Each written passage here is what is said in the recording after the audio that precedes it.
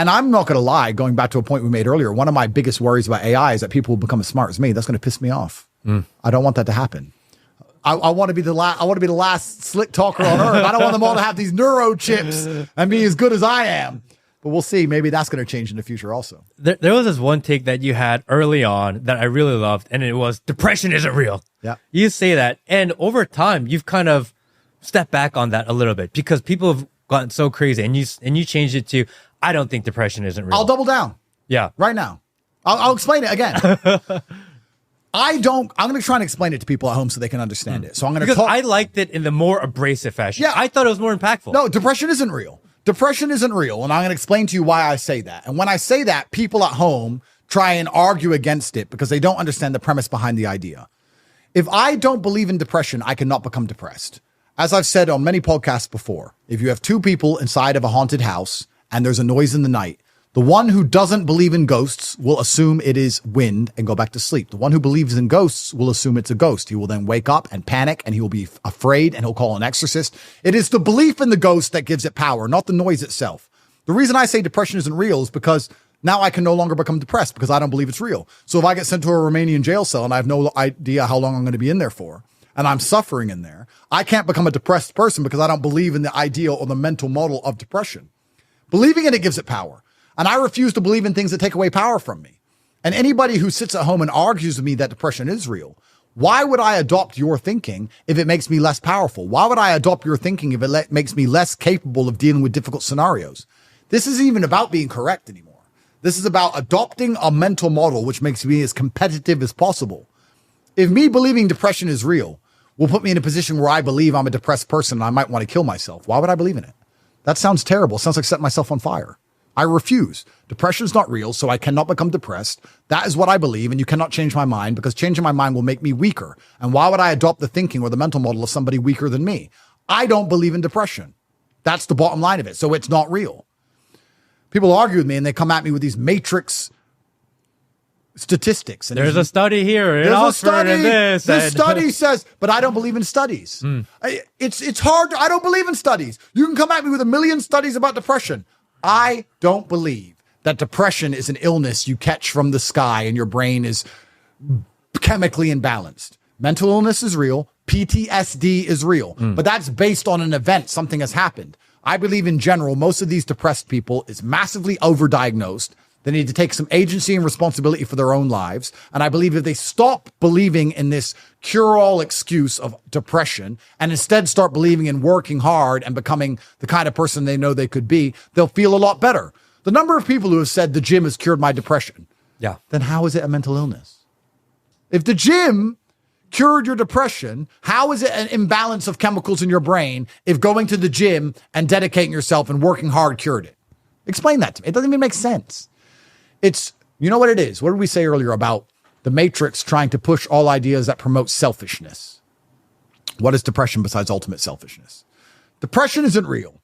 And if you're depressed and you want to argue with me and prove to me that it is real, you're going to start sending me long emails about how sad you are. And I would never adopt the thinking of somebody who is sad. So all you're doing is convincing me even further to ignore every word you say. And you can sit in your room crying your eyes out like a depressed little girl. And I will continue to live a fantastic life. Because I'll tell you something. Most depressed people don't understand. Nobody gives a fuck. We all have our own problems. We all have our own issues. Nobody cares. You think being depressed and you can walk around and tell everyone, I'm depressed, I'm sad, and people are going to care. Nobody cares. They might pretend to care for a few seconds if they're a particularly nice person. But in general, nobody cares about you or your life besides you. And if you're not going to get up and work hard and go and try and get a Ferrari yourself, nobody's getting up every day and going to work every day to try and buy a Ferrari to give it to you. Nobody. So you either get up and do it, or you sit there and perpetually fail and stay a loser. And if you want to send me long emails convincing me why it's okay for you to be a loser because you have something called depression, I will ignore you and continue to be fantastic. So you can stay there and fail. I don't care. I don't care. The most you can hope for, sending me a long email trying to convince me depression is real, is that my brother and I laugh at you. That is the best that can happen. Look at this idiot. Look how hard they're trying to convince me that it's okay to be a sad failure. That's the best you can hope for. I'm going to stay fantastically happy and fantastically successful, irregardless. Depression isn't real. Take me to jail. I don't care. It's not real. I refuse to adopt it. Put me back in the dungeon. I will never be depressed. I will sit there happier than these people on the outside. I refuse absolutely. Classic Andrew Tate rant. Thank you. Feel like this is what the world is missing. Feel like you're doing a little bit more now than you were when you first got out. When I got out, Do you feel like there's a little shift there? Because I feel like you were a lot, like when you were with Tucker or Candace, you were a lot more reserved, statesman-like. But over the last maybe month, you've been kind of reverting back to your older self. Yeah. Do you feel like there's a shift? Is that intentional or? I was told to shut up. And I said, I'll never shut up. Yeah. And they said, well, at least be careful. And I said, well, no, I'm not going to be that careful. And they said, but every word will be used against you in the court of law. Yeah. And I'm not going to lie to you. There was a little while where I kind of cared. And now I'm just like, take me to jail. Yeah. Just take me to jail, bro. If you really want to put me in jail, just do it. Like, what am I going to do? Live scared forever? If you really want to lock me up, then just lock me up. I know I've done nothing wrong. I'll be fine. I'll eat the rice. I'll do my push-ups. Just put me in jail.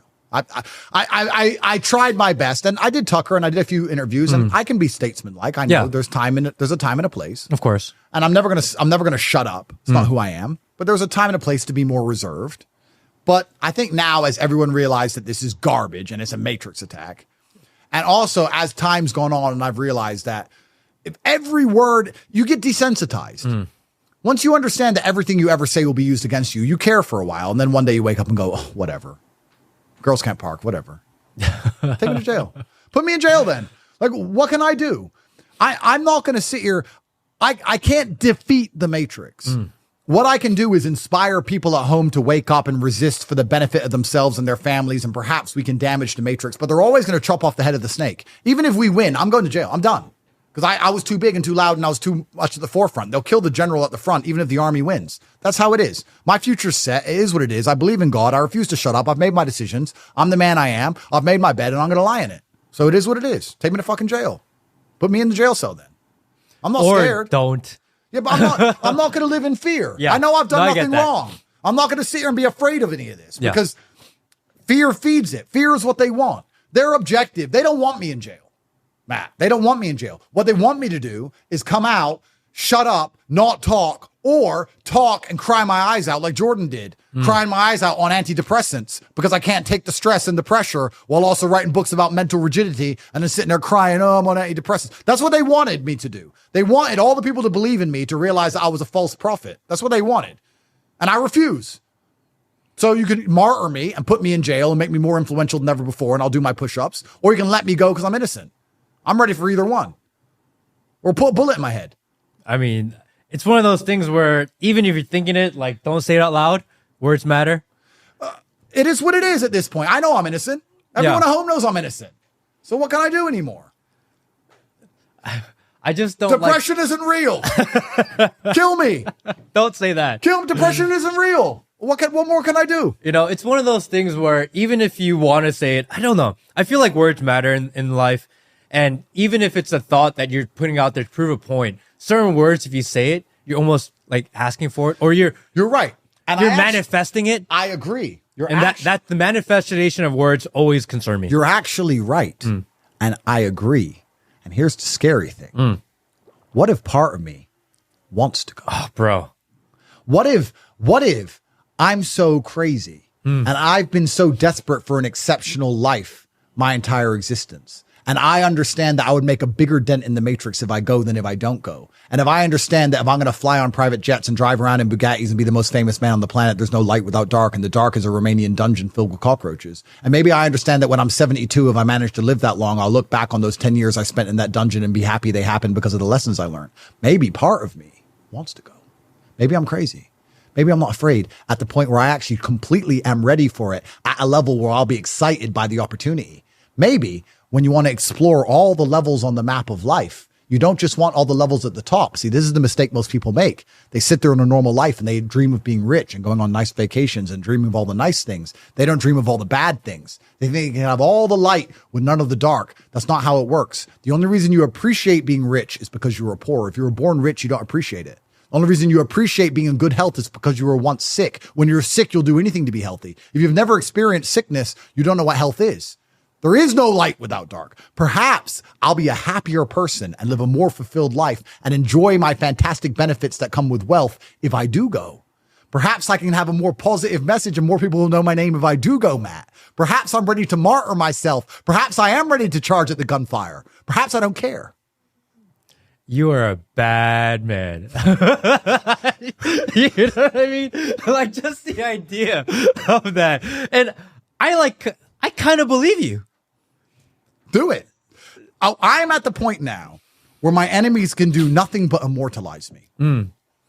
Win or lose. Anything they do at this point will just prove your case more. They can immortalize me. Now, I can suffer in one way I'm immortalized, and there's another way I can not suffer in the way I'm immortalized. Because if I walk, I'm immortalized. And if I go to jail, I'm immortalized. There's no way they can win this. I'm not scared of suffering. So that even if they choose the suffering path, depression isn't real. It's fine. On that note, I think that's it. Thank you, dude. This is amazing. Top G is, I believe you. And that's really what I think my conclusion is that I think you're genuine. I think you're honest. Although some people may not agree with everything. Again, we don't think anyone should agree with everything anyone says anyway. But I believe that you believe what you're saying and that some of it is just nuance. And I respect that. That means a lot to me. But dude, like the intensity and where it comes from, it's like undeniable and it's so impressive. And I get why you're so famous. I get why you're so viral.